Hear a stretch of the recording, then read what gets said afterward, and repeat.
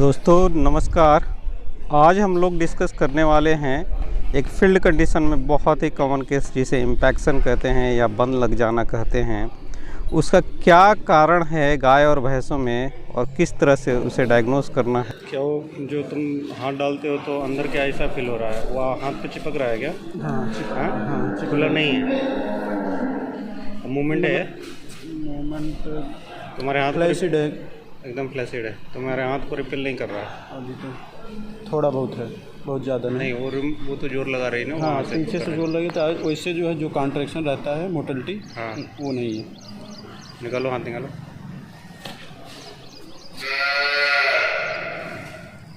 बदबू भी है।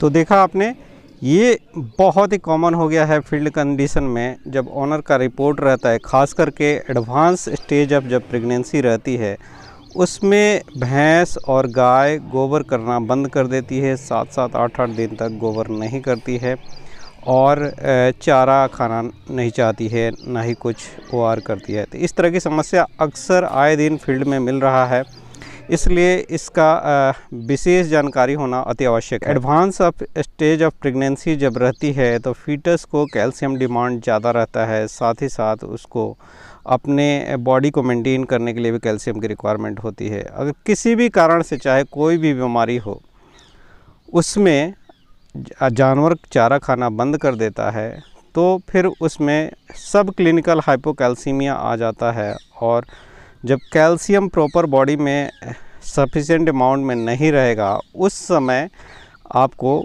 इलियस कंडीशन पैदा होता है, जिसे पैरालिटिक इलियस कहते हैं। यानी कि जो इंटेस्टाइन और रुमेन की मोटिलिटी है, रेटिकुलोरुमिनल मोटिलिटी या इंटेस्टिनल मोटिलिटी है, वो लगभग स्लगिश हो जाती है या बंद हो जाती है।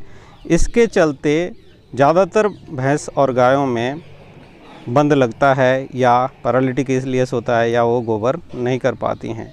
तो इसके पीछे कारण क्या है, ये जब आप जान लेंगे कि क्यों ऐसा इलियस होता है, फिर आपको इलाज करना बहुत ही आसान हो जाएगा। तो मुख्य कारण में एक तो आपको मैंने जैसे बताया कि कैल्शियम है। दूसरा जो आजकल फील्ड में एक तरह से कहिए कि जो बहुत ही ज़्यादा खतरनाक दवा है, जिसे आइसोफ्लुपेरिडोन कहते हैं, उसका ओवर द काउंटर यूज़ है। बहुत सारी कंपनियों ने आइसोफ्लुपेरिडोन को मार्केट में लाया है और उन्होंने ऐसा मैसेज दे दिया है फील्ड में कि प्रेगनेंसी में ये जो स्टेरॉयड है ये सेफ़ है। लेकिन हालांकि आप बाहर की कंपनियों का देखिएगा तो वो कभी भी नहीं कहती हैं कि बिल्कुल सेफ़ है। इसकी इस्तेमाल की ज़रूरत है कि नहीं है, ये आपको जज करना है। ज़्यादातर फील्ड प्रैक्टिशनर को लगता है कि ये प्रेगनेंसी को सेफ़ करता है और अननेसेसरी इसका इस्तेमाल करते हैं और इसको इंजेक्ट करते हैं। रिसर्च भी ऐसा आया है कि सिर्फ एक बार भी अगर आप आइसोफ्लुपेरिडोन देते हैं किसी जानवर को रुमिनेंट्स में, तो उसमें वो हाइपोकैलेमिया यानी पोटेशियम के लेवल को काफ़ी नीचे गिरा देता है। और जिस तरह से कैल्शियम चाहिए बॉडी को मेंटेन करने के लिए, रेटिकुलोरुमिनल मोटिलिटी को मेंटेन करने के लिए, इंटेस्टाइन की मोटिलिटी को मेंटेन करने के लिए, उसी तरह से पोटेशियम की भी अति आवश्यकता रहती है नॉर्मल लेवल में, जिससे कि उसकी मोटिलिटी बरकरार रहे। तो दो चीज़ें हो गई, एक कैल्शियम की कमी हो जाना या आपने कोई ऐसी चीज़ दी है जिसके चलते कि वो हाइपोकैलेमिक यानी कि लो पोटेशियम लेवल में एनिमल चला गया है, तो उसमें बंद लग जाता है। तो आइसोफ्लुपेरिडोन का ओवर द काउंटर यूज़ आजकल सबसे बड़ा कारक माना जाता है, क्योंकि एडवांस स्टेज ऑफ प्रेगनेंसी रहती है तो वेट्स अक्सर आइसोफ्लुपेरिडोन का ओवरडोजिंग में ओवर द काउंटर यूज़ कर रहे हैं। टोटल डोज की अगर बात करें तो 10 mg आइसोफ्लुपेरिडोन सफिशिएंट होता है 400 किलो वज़न के लिए, लेकिन 10 ml भी आप लगाते हैं तो उसमें 20 mg लगता है और 20 mg ओवरडोजिंग है। और इसका यूज़ भी नहीं है एडवांस स्टेज ऑफ प्रेगनेंसी में किसी तरह से। अगर आपको इन्फ्लामेशन कहीं दिखता है तो आप NSAIDs का इस्तेमाल कर सकते हैं, दूसरी दवाओं का इस्तेमाल कर सकते हैं। कॉर्टिकोस्टेरॉइड को यूज़ करने की आवश्यकता नहीं है। दूसरा एक और एड ऑन है, अगर कोई जानवर नहीं खाता है या वो चारा बंद कर दिया है, तो अक्सर लोगों को लगता है कि हमें उसे ग्लूकोज चढ़ा देना चाहिए। तो अगर आप हाइपरटोनिक ग्लूकोज सॉल्यूशन चढ़ाते हैं जो 20% डेक्सट्रोज, और आप देखेंगे तो मार्केट में तमाम तरह के 20% डेक्सट्रोज और उसके साथ मल्टीपल इलेक्ट्रोलाइट्स के सॉल्यूशन इन्फ्यूज़न अवेलेबल हैं, अगर उसको चढ़ाते हैं हाइपरटोनिक सॉल्यूशन को तो दो काम करता है। एक तो वो पोटेशियम की शिफ्टिंग करता है जिसके चलते हाइपोकैलेमिक स्टेट आता है, फिर जिस तरह से आइसोफ्लूपेडॉन पोटेशियम लेवल डाउन करता है उसी तरह से डेक्सट्रोज भी पोटेशियम लेवल को डाउन करता है। और दूसरा, जब हाइपरग्लाइसीमिया होता है तो रूमिनेंट्स में हाई ग्लूकोज के चलते रेटिकुलोरुमिनल मोटिलिटी जो है वो इनहिबिट होती है, क्योंकि हाइपरग्लाइसीमिया रूमिनेंट्स के लिए इनहिबिटरी इनपुट्स है, यानी कि रेटिकुलोरुमिनल मोटिलिटी को बंद कराता है। और जब रेटिकुलोरुमिनल मोटिलिटी बंद हो जाएगी तो गोबर भी नहीं होगा, ना ही वार करेगी, ना वो चारा खाएगी। तो अक्सर हम लोगों को लगता है कि अगर वो चारा नहीं खा रही है तो हमें उसे डेक्सट्रोज चढ़ाना चाहिए। तो अगर आप डेक्सट्रोज चढ़ाते हैं तो दो नुकसान होना है। एक तो चारा नहीं खा रही है, 5 दिन और चारा नहीं खाएगी क्योंकि उसका रेटिकुलोरुमिनल मोटिलिटी नहीं आना है, और साथ साथ उसका गोबर बंद होने की संभावना बहुत ज़्यादा है अगर एडवांस्ड स्टेज ऑफ प्रेगनेंसी है। तो कैल्शियम को मेंटेन आपको कराना है, आइसोफ्लूपेडॉन नहीं देना है, और साथ साथ हाइपरटोनिक डेक्सट्रोज सॉल्यूशन को नहीं लगाना है। ये 3 चीज़ें मुख्य हैं जिनका ध्यान देना अति आवश्यक है। जब कैटल एंड बफलोज में बंद लग जाता है तो लोकल वेट्स जो हैं 1-2 गलतियां और करते हैं। एक ड्रग है जिसे ऑक्सीक्लोजेनाइड या डिवॉर्मिंग के लिए इस्तेमाल किया जाता है, ऑक्सीक्लोजेनाइड कहते हैं, उसका धड़ल्ले से इस्तेमाल होता है जब भी बंद होता है। तो लोकल वेट्स को ऐसा लगता है कि इसके चलते डायरिया हो जाता है और फिर वो रूमिनेंट जो है उसका बंद खुल जाता है, लेकिन ये गलत तरीका है। अगर आप ऑक्सीक्लोजेनाइड देंगे तो डेफिनेटली ये सिक्रीशन को बढ़ाता है, लेकिन रूमिनल रेटिकुलर मोटिलिटी और इंटेस्टिनल मोटिलिटी को नहीं बढ़ाता है। तो सिक्रीशन बढ़ जाता है और इलेक्ट्रोलाइट लॉस ज़्यादा होता है।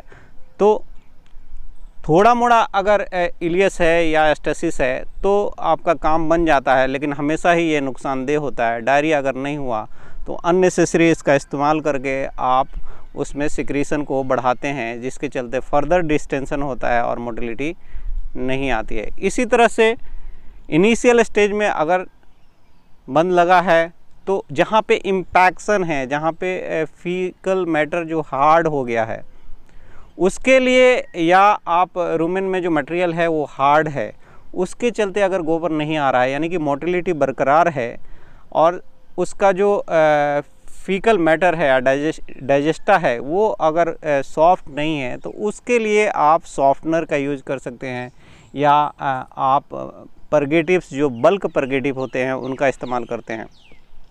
लेकिन फील्ड में मैग्नीशियम सल्फेट का अक्सर लोग इस्तेमाल करते हैं।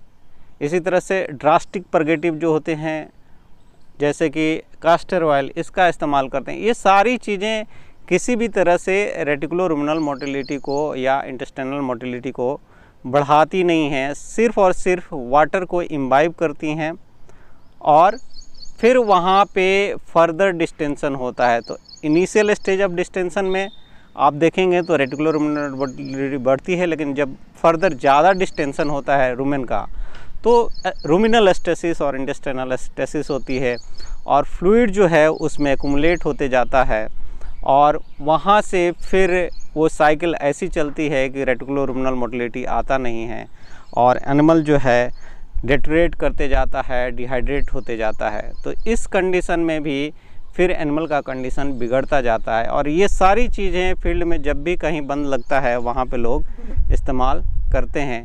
तो इनको अवॉइड करना है आपको। तो मैं जैसे बता रहा था कि एक तो आपको आइसोफ्लूपेडॉन यूज़ नहीं करना है, दूसरा आपको डेक्सट्रोज हाइपरटोनिक जो सॉल्यूशन है उसका इस्तेमाल नहीं करना है। इसी तरह से जो फ्लूइड ऐसे होते हैं जो अल्कलाइज़र होते हैं वो भी रेटिकुलोरुमिनल मोटिलिटी को इनडायरेक्टली इनहिबिट करते हैं। रेटिकुलोरुमिनल मोटिलिटी और इंटेस्टाइनल मोटिलिटी आप कह लें, उसको और भी चीज़ें हैं जो इनहिबिट करती हैं, जैसे पेन हो गया, फीवर हो गया, ये तमाम तरह की चीज़ें हैं जो बॉडी के अंदर, या साइटोकाइंस का प्रोडक्शन हुआ, ब्राडिकाइंस का प्रोडक्शन हुआ, ये इनहिबिटरी इनपुट्स होते हैं जो गैस्ट्रिक सेंटर होता है उसको इनहिबिट करते हैं, जिसके चलते रेटिकुलोरुमिनल मोटिलिटी नहीं आती है। और फिर एनिमल जो है वो गोबर करना बंद कर देता है। इसी तरह से एक हिस्टामिन है, इसका भी अगर बॉडी के अंदर ओवर प्रोडक्शन हो रहा होगा तो ये भी गैस्ट्रिक मोटिलिटी को इनहिबिट करता है और जिसके चलते बंद लगता है। तो देखा आपने कि कौन कौन सी गलतियां हैं जिसको हमें फील्ड कंडीशन में नहीं करनी है और किन किन चीज़ों को हमें टारगेट करना है जब किसी भैंस या गाय में बंद लग जाता है। इसके साथ साथ जो ऑब्स्ट्रक्टिव इम्पेक्शन जिसे कहते हैं या ऑब्स्ट्रक्शन जब हो जाए, इंटरसेप्शन हो जाए या वल्वुलस हो जाए इंटेस्टाइन में, उस समय भी आपको गोबर नहीं आता है। तो दोनों को डिफ्रेंशिएट करना होगा और फिर अकॉर्डिंगली आपको उसका इलाज करना होगा। डिफ्रेंशिएशन ये होता है कि जब वल्वुलस या इंटरसेप्शन रहता है या ऑब्स्ट्रक्शन रहता है तो जब पर रेक्टल आप एग्जामिनेशन करते हैं उस समय आपको इंटेस्टाइनल मोटिलिटी मिलती है। इंटेस्टाइन आपके हाथ को पीछे की तरफ रिपेल करता है और इंटेस्टाइनल लूप आप पेल्विक कैविटी में भी पल्पेट कर लेते हैं। लेकिन जब इलियस रहता है जो स्टेसिस के चलते होता है, पैरालिटिक इलियस जिसे कहते हैं, तो आपके हाथ को बिल्कुल रिपेल नहीं होता है और जब आप पेरेक्टल पूरा हाथ ले जाते हैं तो अंदर तक बड़े आसानी से जाता है और आपके हाथ के ऊपर स्लीविंग होती है, यानी कि ऐसे लगता है जैसे आपके हाथ के ऊपर ग्लव्स पहनाया जा रहा है, तो वो चिपक के जाता है आपके हाथ को, एकदम फ्लैसिडिटी रहती है। तो ये इंडिकेट करता है कि एनिमल में कोई ऑब्स्ट्रक्शन या वल्वुलस या इंटरसेप्शन नहीं है, बल्कि ये जो है फ्लैसिड है और इसे पैरालिटिक इलियस है। यहाँ इंटेस्टाइनल मोटिलिटी इन्हांस करने की आवश्यकता है और फिर ये गोबर करने लग जाएगा। तो इस तरह से आप डिफ्रेंशिएट कर लेंगे और फिर आप अकॉर्डिंगली उसका इलाज करेंगे। तो इस वीडियो में इतना ही। मेरे साथ बने रहने के लिए बहुत बहुत धन्यवाद। अगर आपने मेरे चैनल को सब्सक्राइब नहीं किया है तो प्लीज़ सब्सक्राइब करें, अपने दोस्तों के साथ शेयर करें। अगले वीडियो में हम लोग देखेंगे कि बंद लगने का इलाज कैसे और क्या क्या टेक्निक है और कौन कौन सी मेडिसिन्स उपलब्ध हैं जिनका इस्तेमाल करके आप इस कंडीशन को मैनेज कर सकते हैं। थैंक यू, धन्यवाद, नमस्कार।